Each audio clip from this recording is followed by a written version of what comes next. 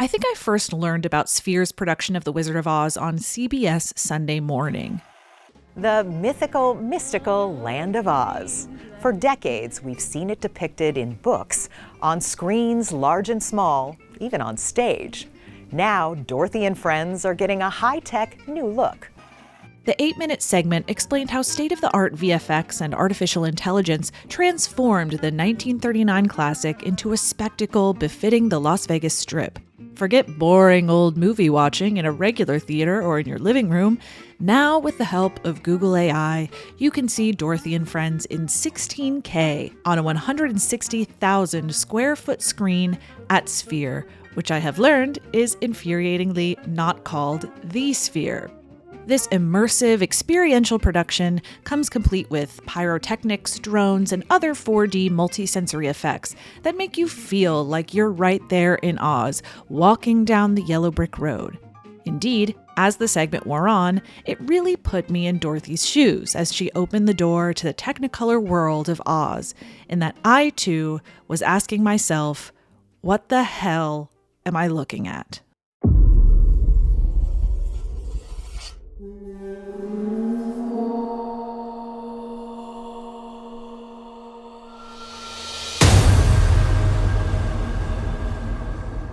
This image sent a literal shudder through my body. Why does it look like that? I wondered. Surely this can't be what the film actually looks like. Unfortunately, yes, that is what it actually looks like. Look how they mess with my boy. The previews provided in the segment not only looked legitimately terrible to me, challenging the fundamental aesthetic principles of filmmaking in a bad way, but also introduced some serious ethical questions about the function of generative AI, its implications for the future of filmmaking, who owns a work of art, who can change it, to what extent, and for what purposes. Of course, CBS didn't really bother to ask any of these questions, but cinephiles around the world certainly did. The project immediately became controversial for a variety of reasons, including but not limited to the film's truncated film time, they chopped off a full half hour, the aforementioned visual horrors, and some truly shocking creative decisions. The production's creators were quick to defend it. James Dolan, CEO of Sphere Entertainment, really didn't think all that criticism over AI was fair. See the movie before you cast judgment. VFX supervisor Ben Grossman added, "You're watching people talk about something that they haven't seen. 90% of the stuff that they say is just made up and not true." Producer Jane Rosenthal agreed. Anyone who's talking about this hasn't seen it, so you've got the blind talking to the blind. And you know what? You're right. Sure, the scarecrow is literally falling out of the frame, but these are unfinished visual effects. What if it looks great now? How can I really say I'm uncomfortable with something if I've never even seen the thing that I'm talking about? There was only one thing I could do. Are you recording? Are you recording? What? Are you recording? Yeah. Okay.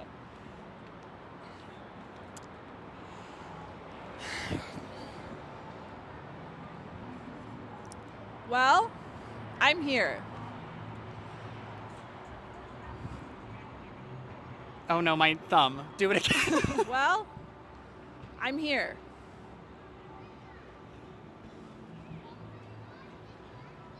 At the Wizard of Oz at Sphere.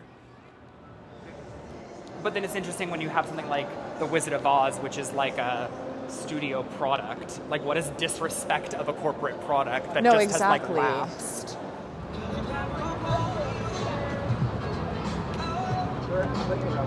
Vanderpump Paris. You know, there's all those ads for like the Museum of Illusions, and I feel like that's kind of what everything is in Vegas. Everything is an illusion. It's like the Wizard of Oz is an illusion of the original. This is an illusion of a painting. Yeah. The Carpenter's Legacy is an illusion of a dead band.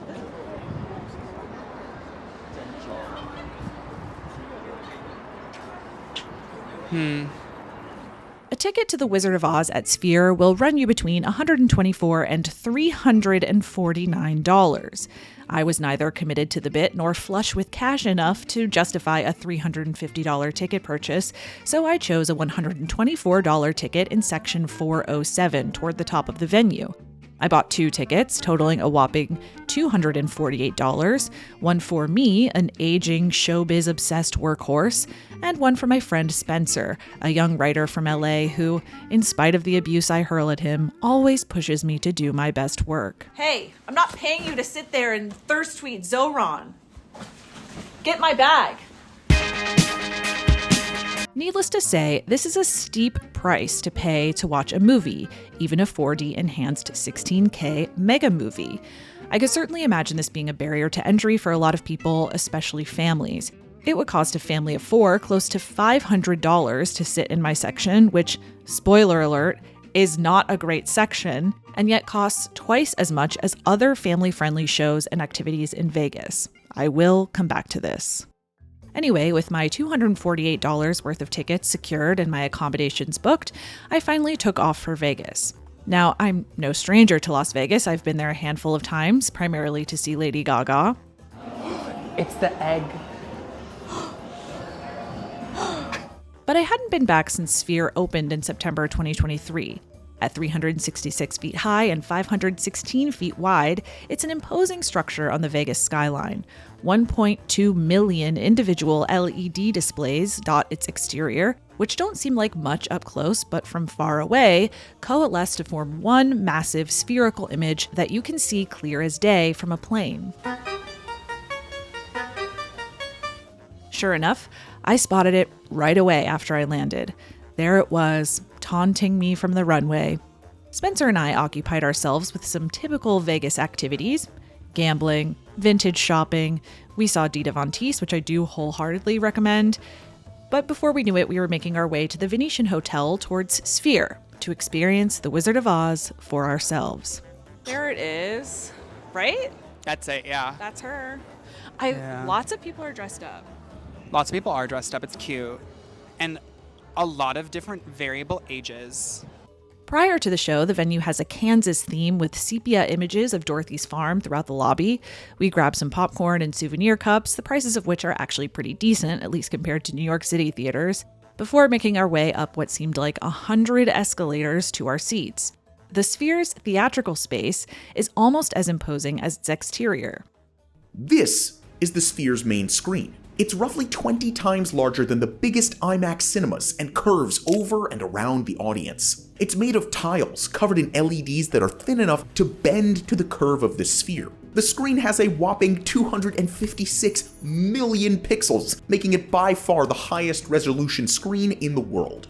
Although the venue seats 17,600 in total, it uses only about a third of its capacity for Oz, right down the middle for optimal viewing.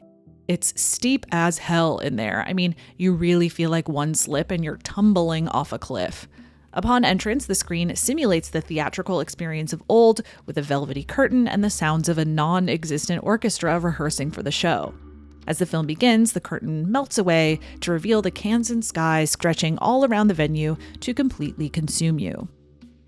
Here is probably a good point to pause and state that anything I say in this video is not meant to insult the hard work put into this project. I know Sphere Oz employed a lot of people who were attempting something that's never been done before and were employing the best technology available to complete a nearly impossible task. I respect that hard work. I also respect the hard work of everyone who made the original film. And the reason I'm making this video is to understand how that labor, new and old, compete or harmonize with each other, what this project signals about the future of filmmaking, and the motivating factors that led us here in the first place. So with that in mind, please, James Dolan, don't put me on your enemies list and prevent me from getting into Radio City Music Hall with facial recognition technology that is definitely surveying people in the Sphere. All right, let's dive in to Wizard of Oz at Sphere. Kind of.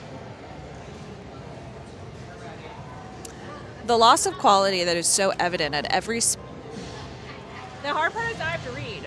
The loss of quality that is so evident at every level of spectacular language, from the objects it glorifies to the behaviors it regulates, stems from the basic nature of a production system that shuns reality. First, I think we need to step back and really understand the core challenge of this project and why it's so inherently difficult.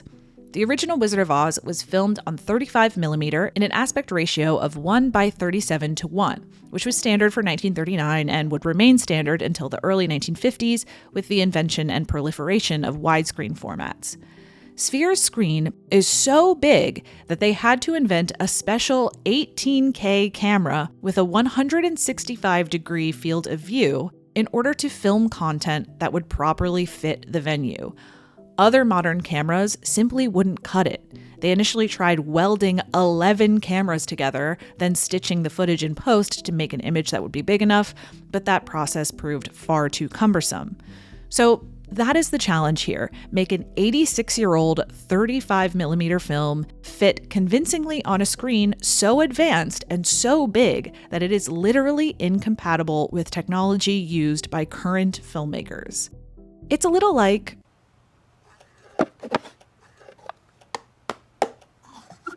So how did they choose to approach this problem? Well,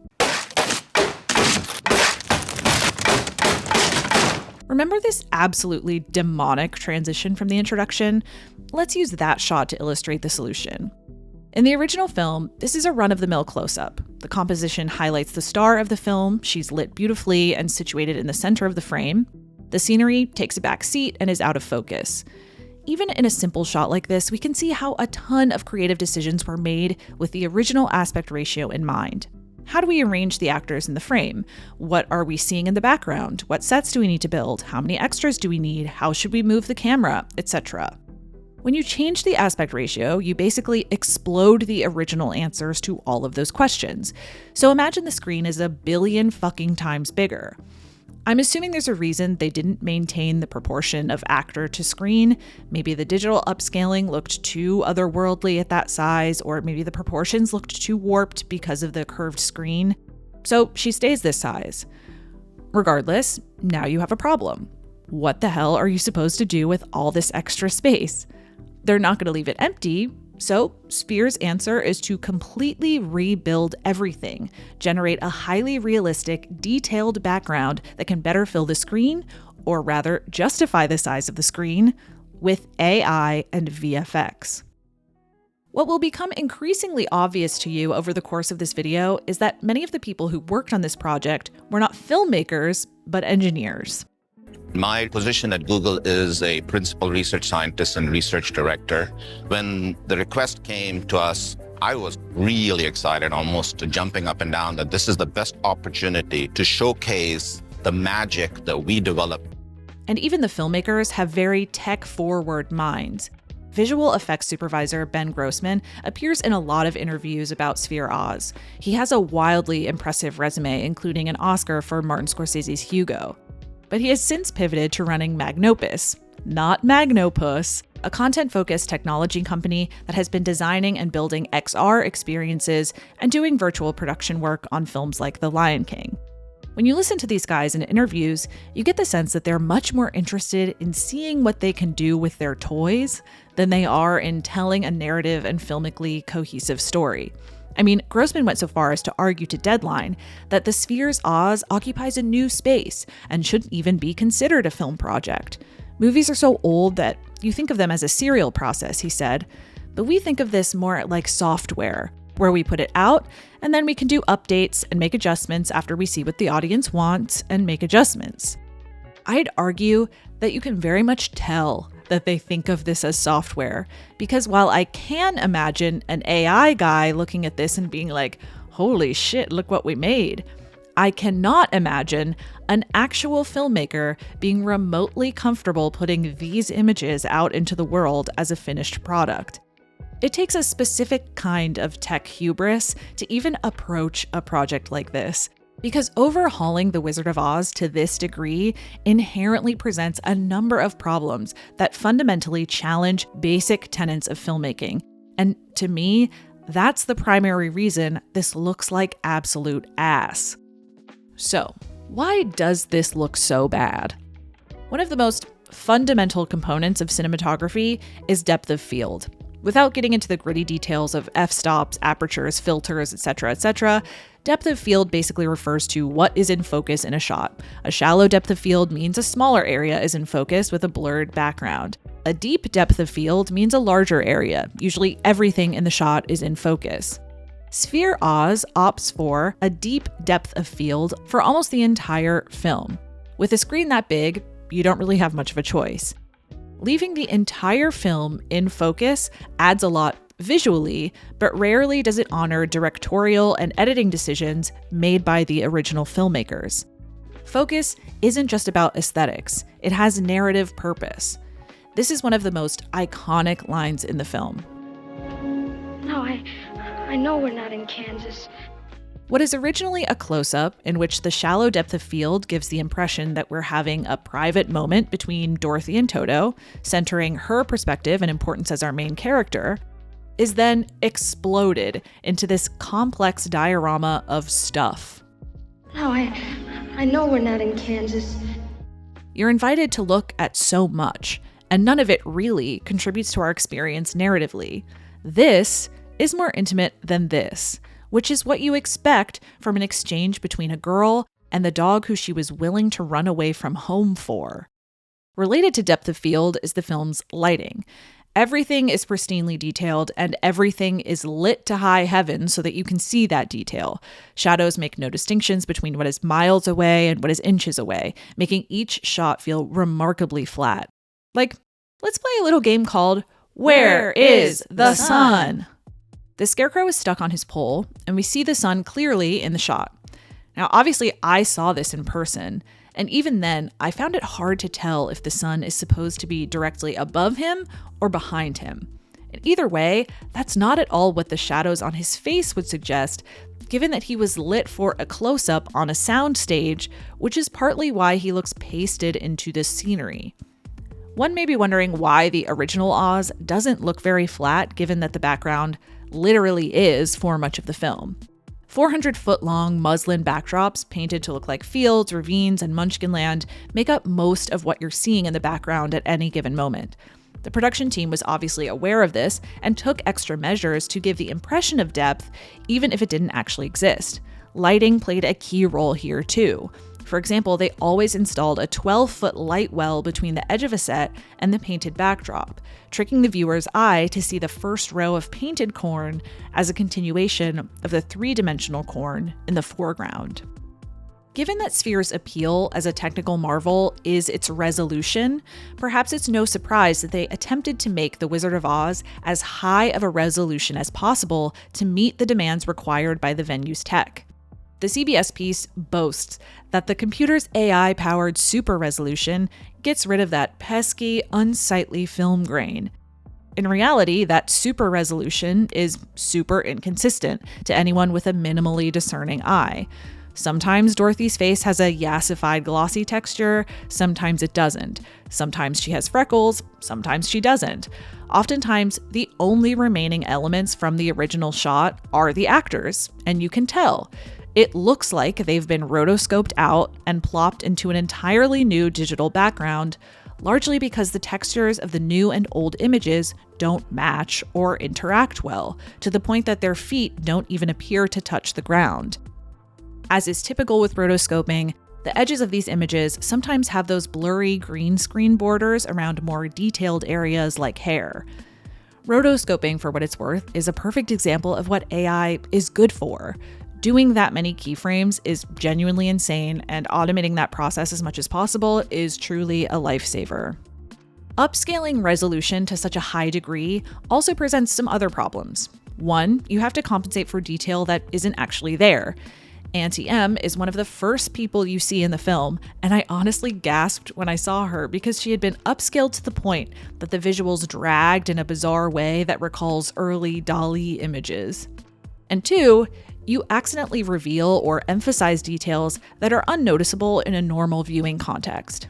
I know intellectually that the Tin Man is wearing a bald cap adjacent headpiece, but I never really thought about it until his head was the size of a football field and every ripple in the cap was drastically more pronounced.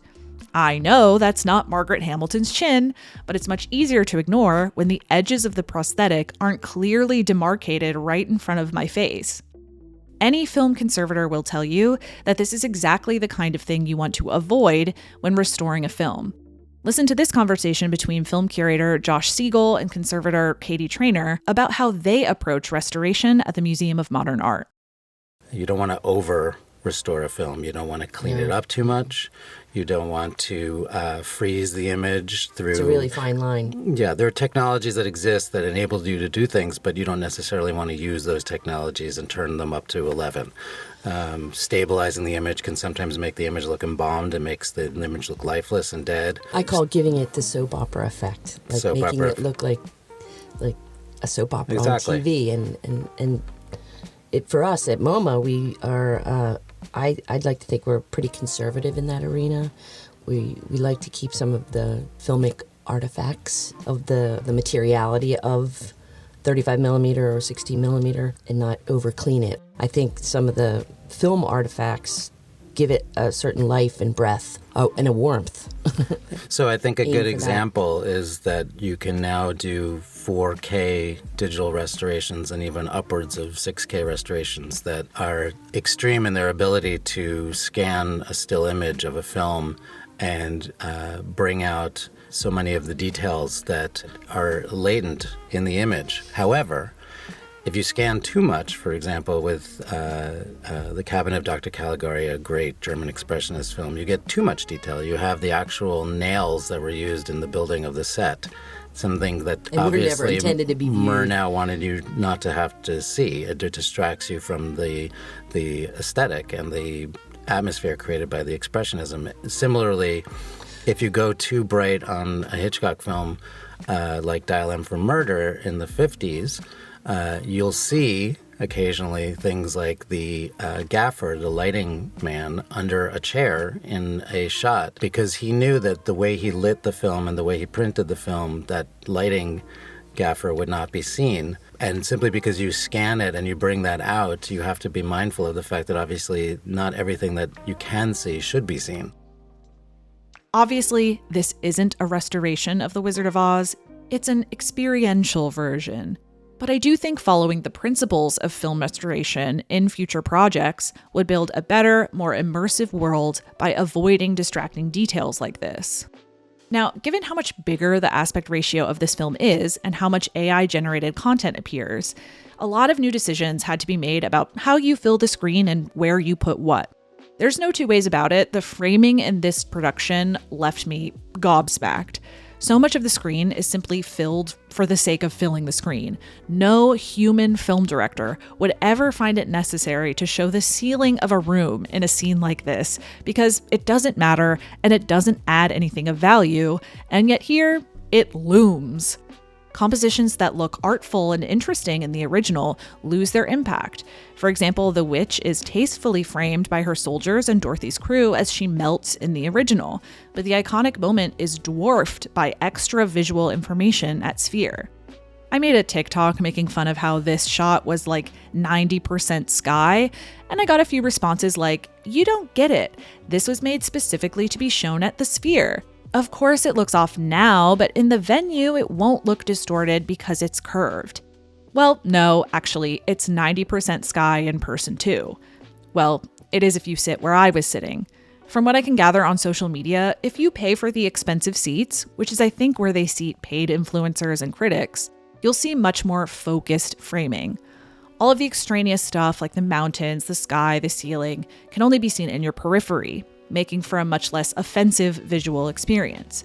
If you sit in the cheap seats, you're getting an eyeful of nothing most of the time and looking down at the action. Call me crazy, but I don't think you should get a completely different experience of a film based on where you're sitting. It's almost as if The Wizard of Oz was not made to be viewed on a screen that big. This is a good opportunity to go on a brief tangent about how this show is generally a tiered experience.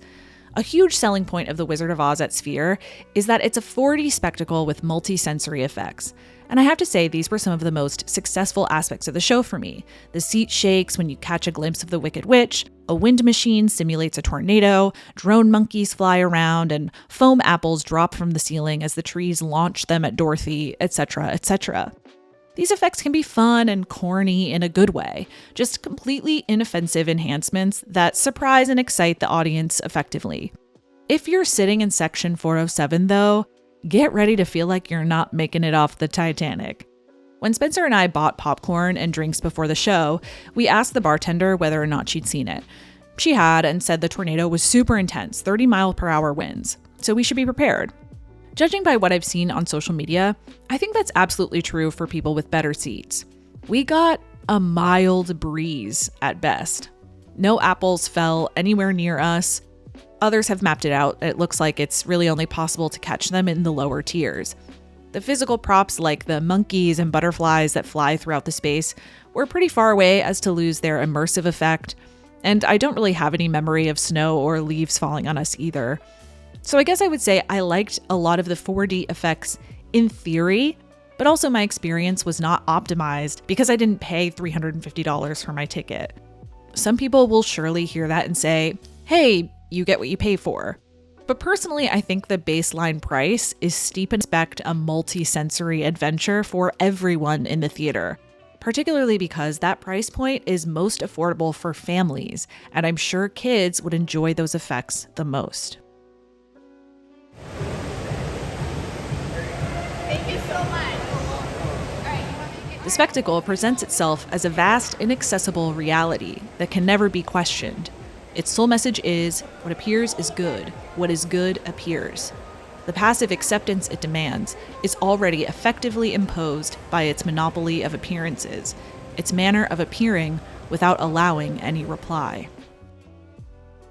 Perhaps nothing in The Wizard of Oz at Sphere launched me clear into the uncanny valley quite like the AI-generated actors created to populate the edges of this film. I truly haven't seen anything as strange and uncomfortable in a film in years. They provide eerie, nonsensical sideshows. Sometimes they look confoundingly out of place, like these soldiers in Munchkinland. Sometimes they're stuck on an obvious loop. In so many movies, they do like the repopulating the images. They were like copying faces for sure. So many faces, especially in the Munchkin scene. Like all of the soldiers, there was like 4 people. Yeah.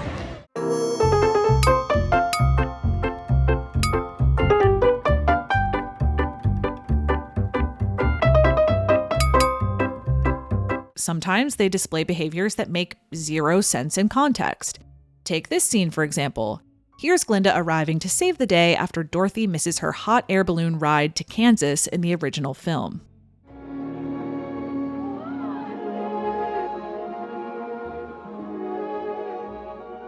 Human beings in a crowd having a coordinated, rational, emotional reaction to a thing happening in front of them. Nice. Sphere Oz keeps the audio from the original film, but none of the AI-generated actors are behaving in a way that suggests the awe or reverence that you hear.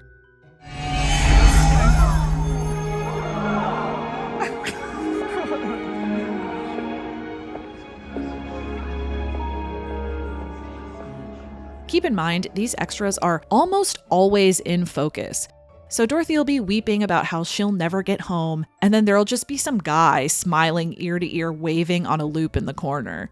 He's waving goodbye to the wizard, an action previously relegated to the background that now has to take a front seat. The size of the screen not only required more extras, but also more screen time from the main characters. Performance generation is what we use when a character leaves the frame. You gotta figure out where they went because the audience is gonna see them at the Sphere because of the wider field of view. They used Uncle Henry to demonstrate how this technology works a lot. I imagine they like this because it's a relatively easy ask, like moving one guy across the room, but more often than not, they seemingly had no idea how to solve this problem. Shot reverse shot specifically becomes much more complicated when dealing with this wider field of view. This technique is often used for dialogue. One character is shown in close-up looking out of frame, cut to another character looking the opposite way, and back and forth throughout a scene. The viewer assumes the two characters are looking at each other, even if they are not pictured in the same frame. Pretty straightforward. At Sphere, anything shot using this technique in the original Wizard of Oz suddenly requires the other person to be present, because there's no way you wouldn't see them given the size of the frame. Sometimes you catch a glimmer of the other person's back, which is generated believably enough. Other times, you have to generate whole bodies to exist in the frame. Take this scene at the end. Dorothy is speaking to Glinda, but we can't see her or the rest of the crew behind her because we're in a close-up. Which makes sense because Dorothy is delivering the literal message of the entire film. Why not focus exclusively on her?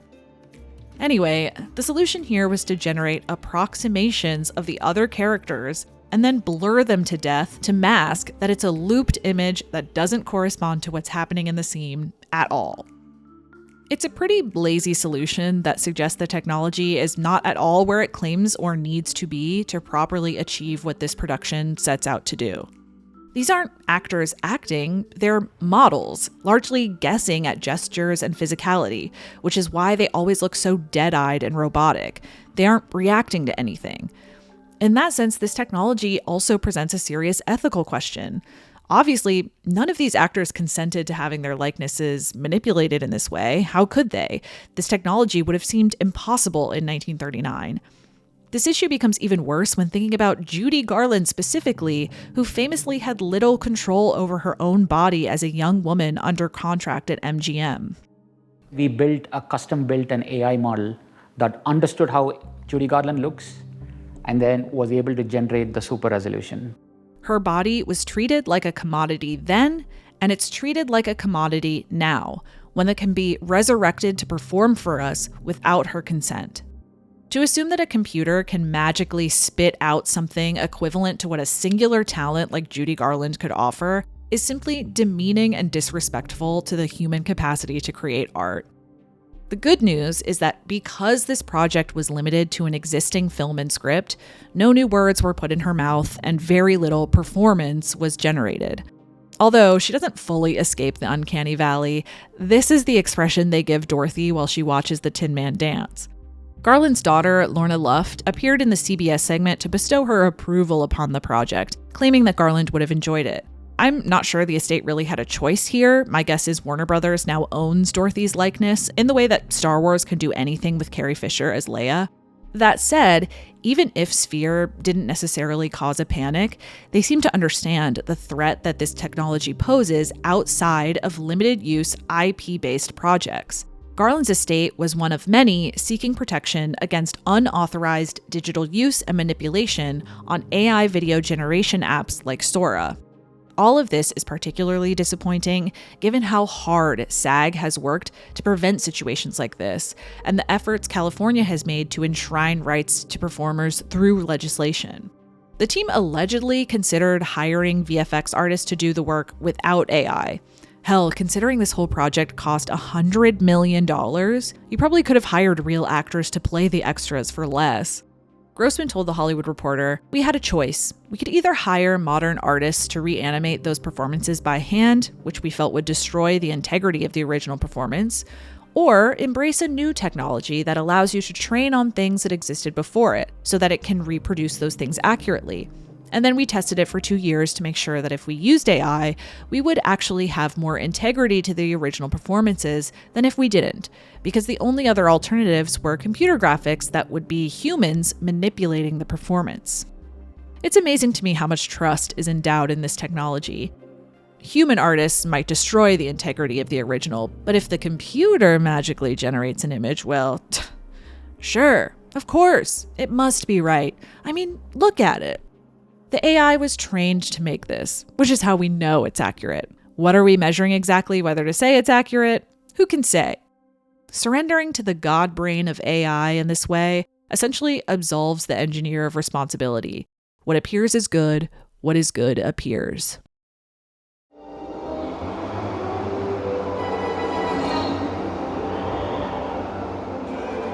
In societies where modern conditions of production prevail, life is presented as an immense accumulation of spectacles. Everything that was directly lived has receded into a representation.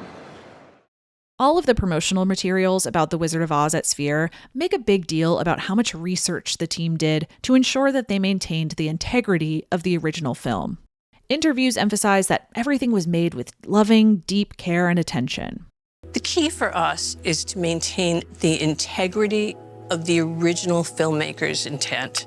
It's part of our cultural history. You can't just take it and do anything with it. You can't just take it and do anything with it. We've taken a lot of the intent of what they had wanted to do and added that to the picture, Rosenthal explained, noting that they painstakingly sifted through original shot lists, prop lists, and scripts of what the 30s era filmmakers intended to capture, but either ran out of time or didn't have the budget or technological means to achieve. I really respect anyone who's willing to do the research to make things the quote-unquote right way. But this logic doesn't exactly square with me. As Alyssa Wilkinson put it in her review in the New York Times, I've heard the suggestion that the original filmmakers would have done all of these alterations if they'd been possible at the time. But even if that's true, and that's a big if, it's both wild speculation and pretty convenient at best. How on earth can we presume to know what people would have done? Victor Fleming died in 1949. Why do we feel comfortable saying what he'd do with technologies he could never even have fathomed? Plus, The Wizard of Oz basically succeeded in spite of itself, powering through several staffing and script changes that somehow never threw it off course. It's a true testament to the collaborative nature of filmmaking within the studio system. More on that in this video. He could have, if he would have, is an extraordinarily convenient take, and an extremely presumptuous one. As David Ehrlich wrote in IndieWire, it's an argument that presumes authorial intent as a means of inviting people to override it. And override it they did. As often as these producers and engineers claimed they wanted to maintain the integrity of the original film, they certainly seem willing to make massive edits wherever they deem it necessary. The clearest example is the fact that the original 102-minute runtime was pared down to 75 minutes. The original kind of dwelled on a few things that were somewhat superfluous, Dolan told the New York Post. You probably won't be shocked to discover that you can't trim 30 minutes out of an already tight film without feeling the impact. I just don't, as you were saying it, like, the emotional tenor of the thing was completely lost. So rushed and strange. Yeah. And I think the funniest part was when Miss Gulch takes Toto. Yeah. And then literally 5 seconds later, Toto hops out of her. But that is kind of how the movie is, though. Like, it is, it's true. But it was legitimately 5 seconds. Yeah. As we've already discussed, many images were generated to fill space that never existed in the original. Many images were also generated to replace things that did exist in the original. It makes me laugh when they say things like, our standard on this was not to modify the film at all, but to try and bring you into the film as if you were in the studio when it was shot. Because if you were in the studio when it was shot, you'd see George Gibson, head of the scenic art department, painting 400-foot-long backdrops to turn plain white muslin into a cornfield. You'd see Henry Greuter, head of the sculpture department, handcrafting each of the trees in the haunted forest. You'd see Vera Mordaunt of the wardrobe department dyeing 300 pairs of shoes green to costume the inhabitants of the Emerald City. You'd see special effects maestro Buddy Gillespie tearing down version after version of the tornado until he got it right.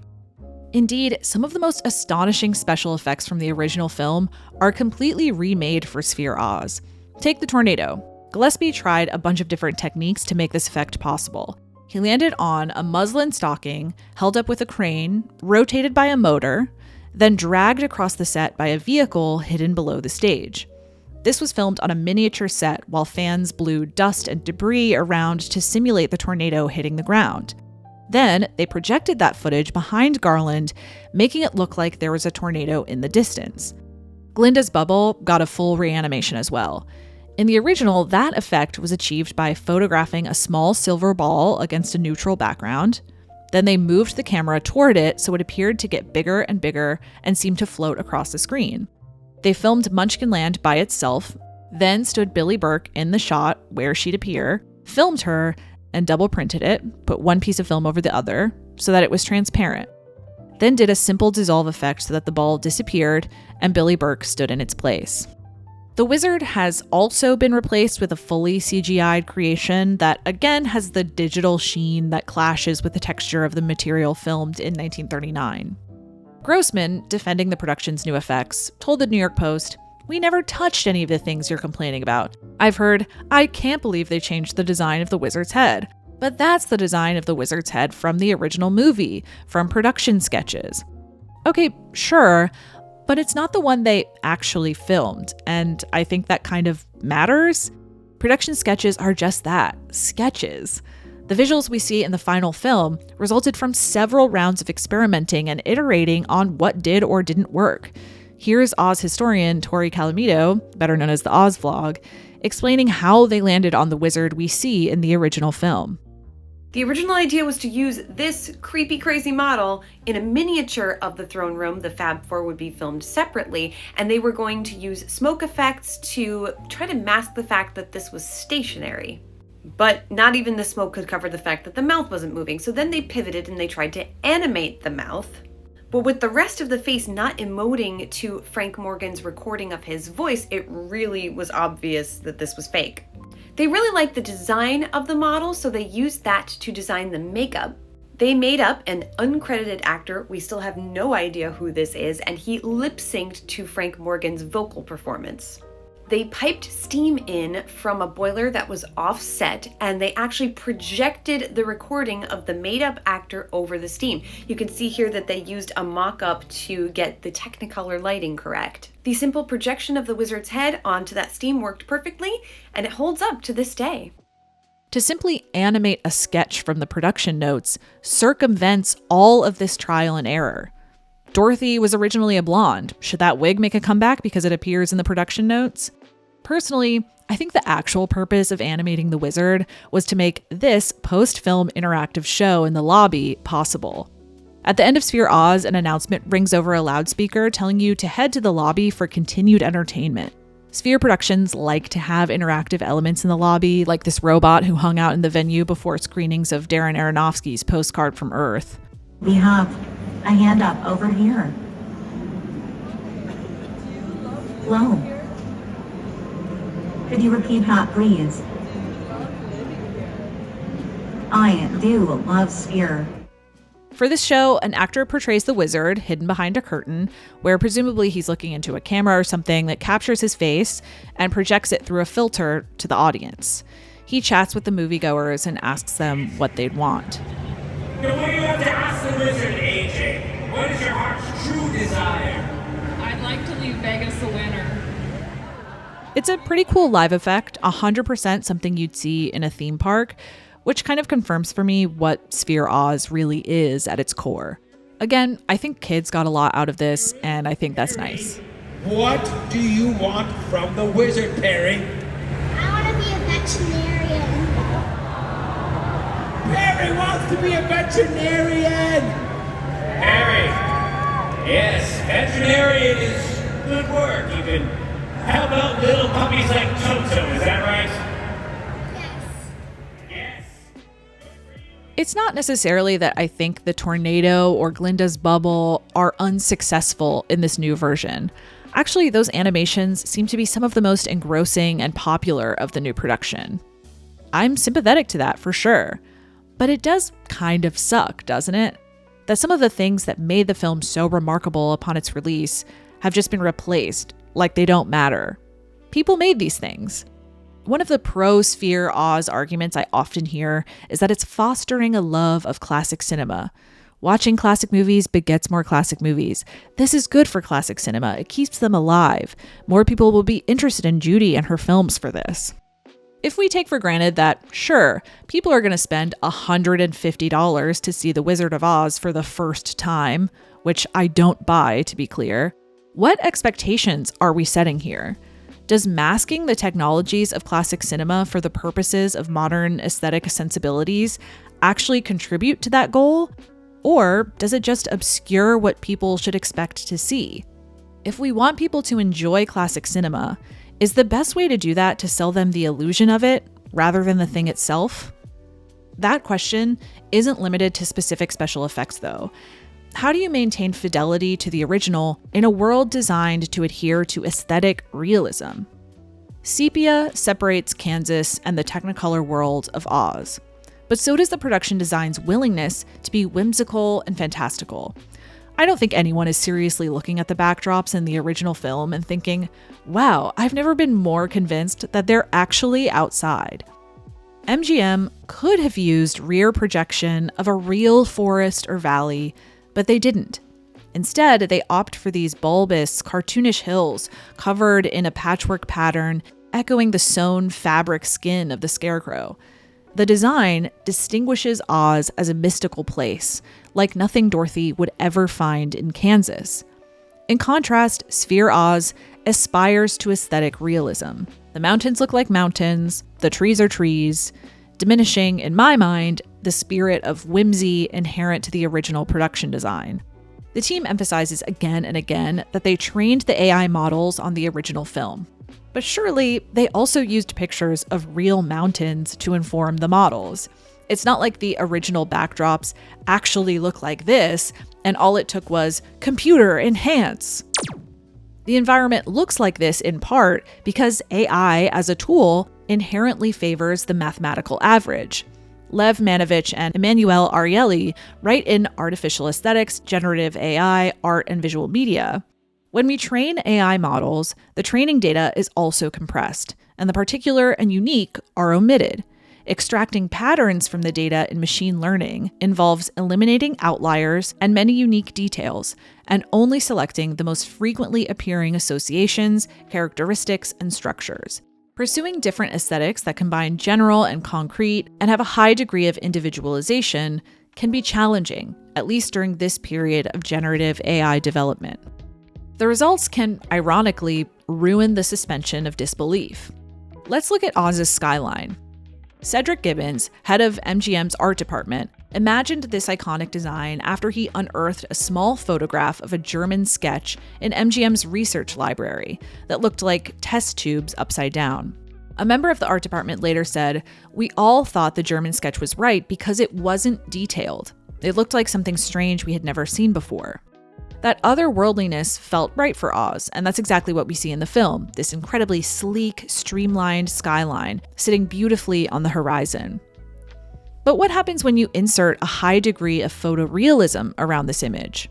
When the mountains look real, when you can pick out every blade of grass on the side of the yellow brick road, you suddenly look at the Emerald City and you wonder, why aren't there any windows?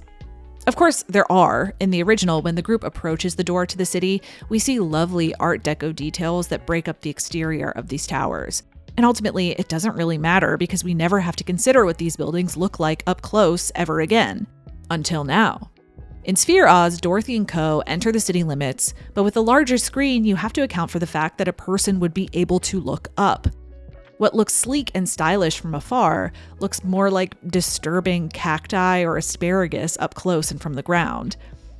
The production uses the original artist's logic, upside down test tube simplicity, good, in a context that the artist never actually considered.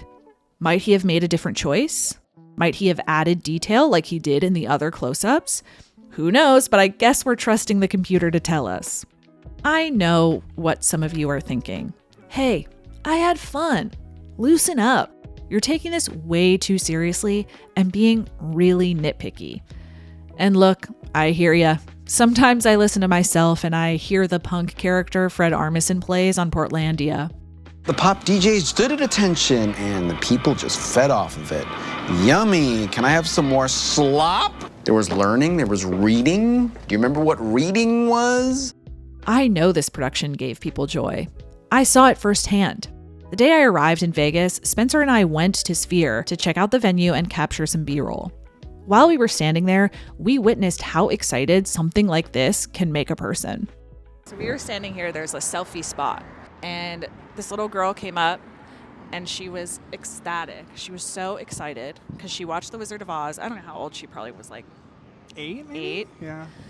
Then watched Wicked, is obsessed with Wicked. Mm-hmm. She was quizzing me about Wicked. That was really nice. No, it was nice. And like she was so excited. Mm-hmm. And It's funny that it's like she saw Wizard of Oz, then she saw Wicked. It's like another version of Wizard of Oz. Yeah. Her mom was like, she's connecting all the dots, blah, blah, blah. Excited for Wicked Part 2. Yeah. And then now she's going to see another version of the Wizard of Oz today. It's good to experience that maybe because I'm such a Grinch. Yes. And it's like, that is, I think, ideally what this is for. And it's like hard to kind of think about it and be like, the principles of AI when you're like watching this kid have Just the time so of her excited. life. But it's worth asking, is this the best we can offer? Might it have been possible to deliver something more deliberate, more considered? Would that have delighted a child like that even more? Does this technology help or hinder us when facilitating that sense of childlike wonder? What is this new technology giving us? What is it telling us about ourselves?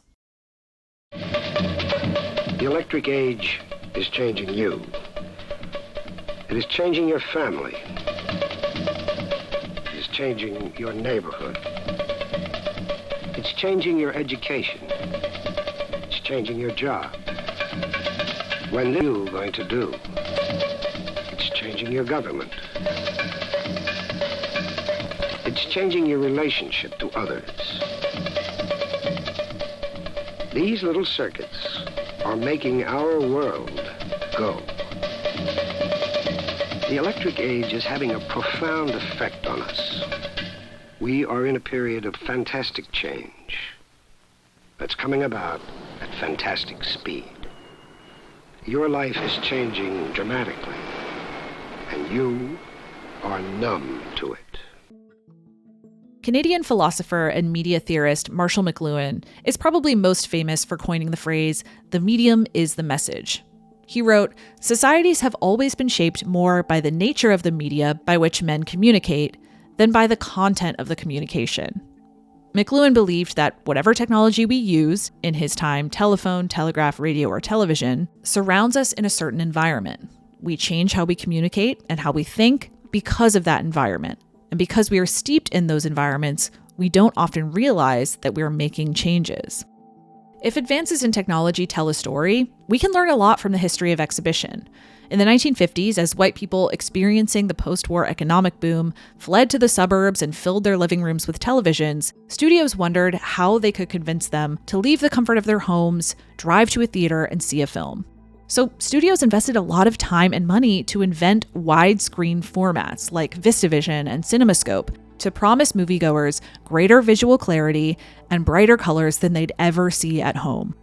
In Paramount's optical and electronic laboratories, where scientists have been working to develop a film that would combine spectacular size with complete focus across the screen, to eliminate fuzziness and distortion, to reproduce every scene photographically as clearly as the human eye would see it.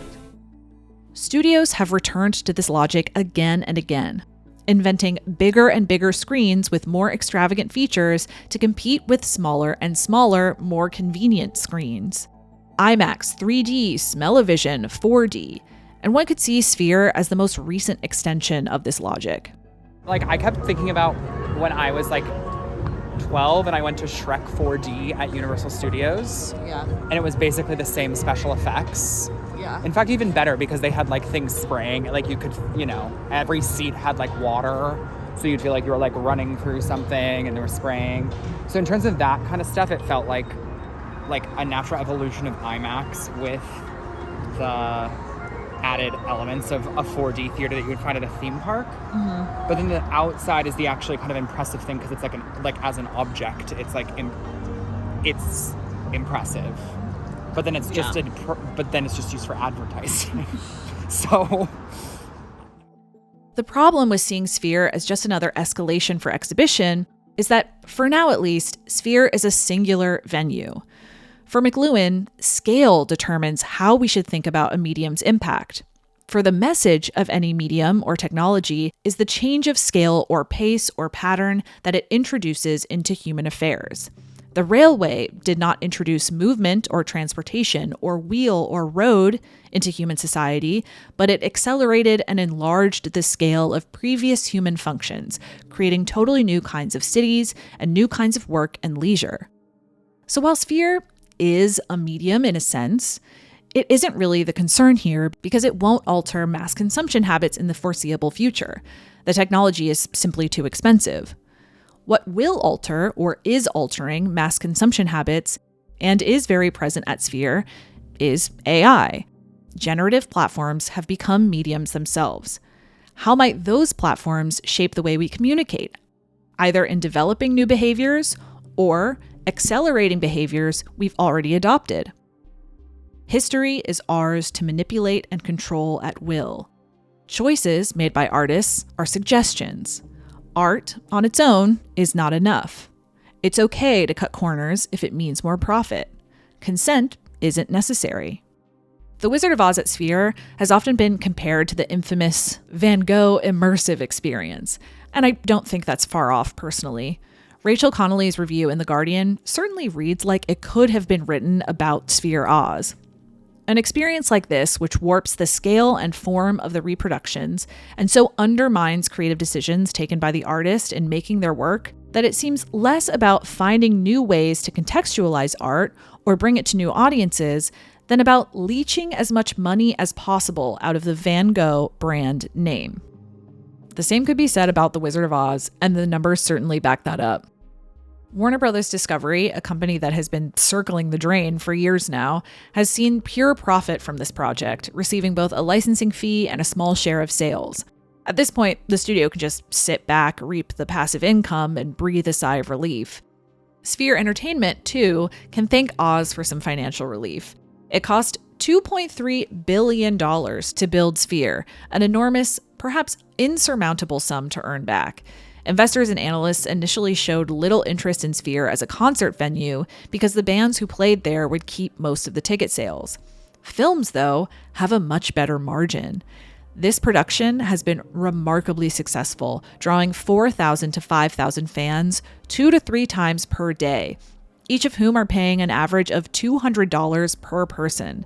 That means that The Wizard of Oz is generating ticket sales of as much as $2 million a day and could eventually gross up to $1 billion. Unsurprisingly, Sphere's stock has risen in value exponentially since The Wizard of Oz premiered. In other words, the film might have saved the venue. With numbers like that, why stop running it? Ultimately, we'll run The Wizard of Oz forever, Dolan said on a call with analysts.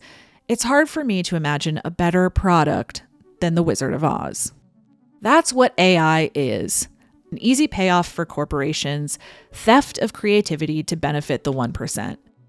Dig into the history of human creation, identify cherished stories, repackage them, and sell them back to the public for $350 at a quality that would not even stand up to the routine scrutiny that every other film receives upon regular release. I've certainly seen films get much more shit for less.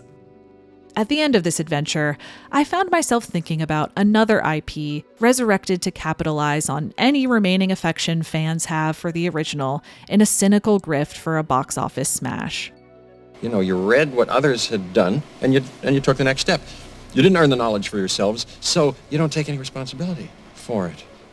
You stood on the shoulders of geniuses to accomplish something as fast as you could, and before you even knew what you had, you patented it and packaged it and slapped it on a plastic lunchbox, and now you're selling it. You want to sell it. Well, your scientists were so preoccupied with whether or not they could, they didn't stop to think if they should. Talks are already in progress to adapt more films for Sphere. According to Bloomberg, Dolan has already spoken to Warner Brothers about Harry Potter and Disney about a few titles, including Star Wars. It makes total sense to reach for the heavy hitters next. And to be honest with you, I'm kind of relieved that there are maybe like 3 other classic films tops that are popular enough with mainstream audiences to justify this treatment. Most of cinematic history will be left alone. I'd be curious to see, though, whether or not Star Wars fans would react the way they did to the changes made by George Lucas to re-releases of the original trilogy. Back then, even subpar CGI implemented by the series' original creator was interpreted as a desecration of the original. Everyone who participated in making those films had some type of creative input. I mean, they won an Oscar for Best Special Effects. some of those effects are stripped out and replaced with CGI enhancements, if you want to call them that. I think that that's really disrespectful to the people who worked on those models and did those shots. Something tells me that the precious reverence for cultural artifacts has gone out the window completely in favor of novelty, spectacle, and personalization. Unlike the original Star Wars trilogy, the 1939 version of The Wizard of Oz is still available to view in its original form, pretty much anytime, anywhere. Realistically, Sphere's version will not tarnish the impact the original film has made and will make on generations to come. But for me, it's less about The Wizard of Oz specifically, and more about what this production represents and signals for the future. McLuhan contends that we don't often notice the ways new technology change how we think and communicate until it's too late. I'm making this video in part because I want us to notice what AI is doing, and because I don't think it's too late to reject this as the future of art. We deserve better as audiences than this. As Ted Chiang wrote in The New Yorker, the task that generative AI has been most successful at is lowering our expectations. It is a fundamentally dehumanizing technology because it treats us as less than what we are, creators and apprehenders of meaning. It reduces the amount of intention in the world. It would be really easy to ignore and accept it. Life is hard, and it's nice to step out of normal life and escape into another world for an hour. But after all, isn't that what the wizard wants from us? Pay no attention to the man behind the curtain. There is an illusion in front of you that promises to give you everything you could ever want. When art becomes independent and paints its world in dazzling colors, a moment of life has grown old. Such a moment cannot be rejuvenated by dazzling colors. It can only be evoked in memory. The greatness of art only emerges at the dusk of life.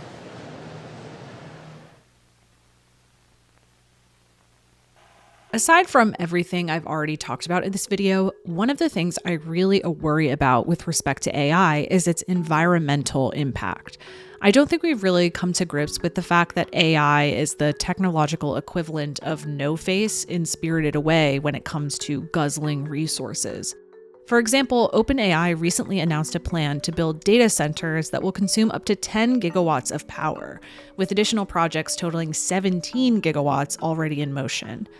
That's how much power the countries of Switzerland and Portugal use combined. These data centers also require significant volumes of water to cool off the machines that power generative AI. New facilities in the Great Lakes region threaten to deplete drinking water resources in the Midwest. To me, it's super important not only to understand the way technologies we use in day-to-day life affect the environment, but also learn how we can make a positive difference for the environment. One way you can do that is by joining Planet Wild.